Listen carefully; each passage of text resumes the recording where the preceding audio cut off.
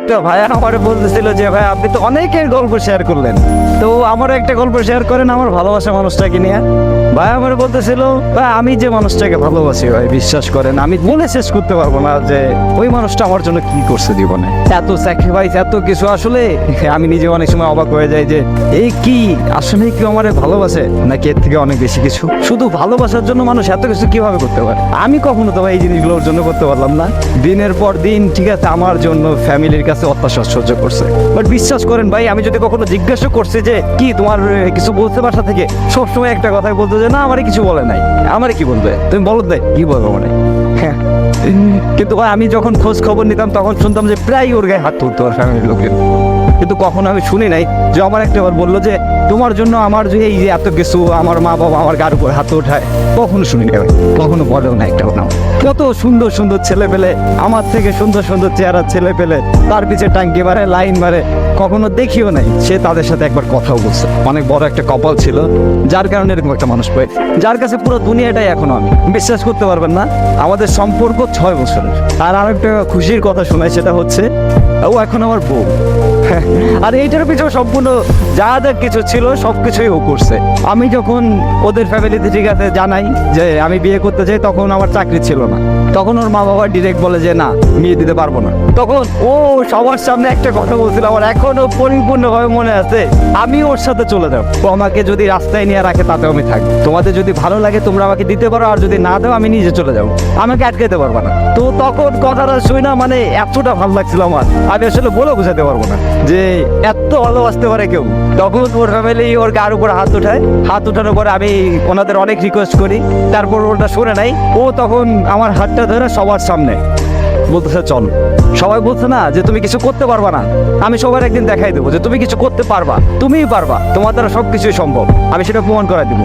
আমার কেন জানি ওর পর থেকে নিজের ভিতরে অন্যরকম শক্তি কাজ করতে থাকতো যে না আমার কিছু একটা করতে হবে, আমার কিছু একটা করে দেখাতে হবে।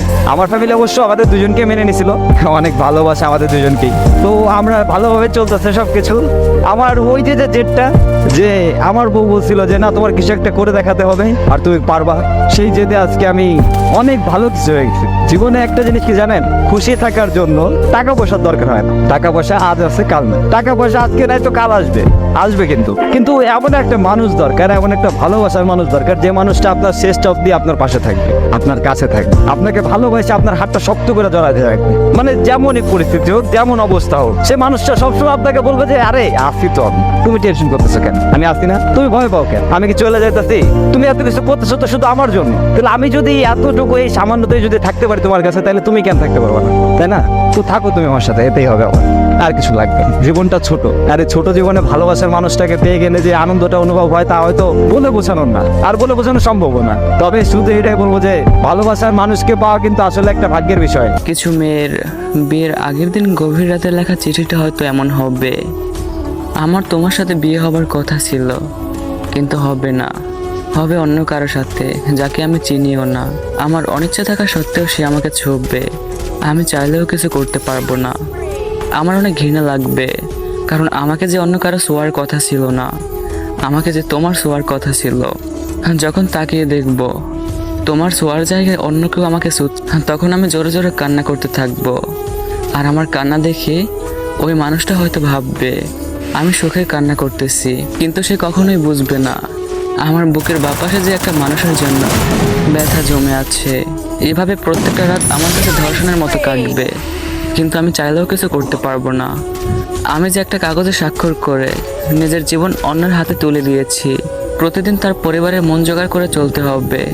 কিন্তু আমি যে তোমার ফ্যামিলি নিয়ে স্বপ্ন দেখছিলাম, তাদের মন জয়ের স্বপ্ন দেখছিলাম, অথচ দেখো কিছুই হলো না। একসময় আমি অভ্যস্ত হয়ে যাব, তারপর একদিন হঠাৎ করে শুনবো আমি মা হব।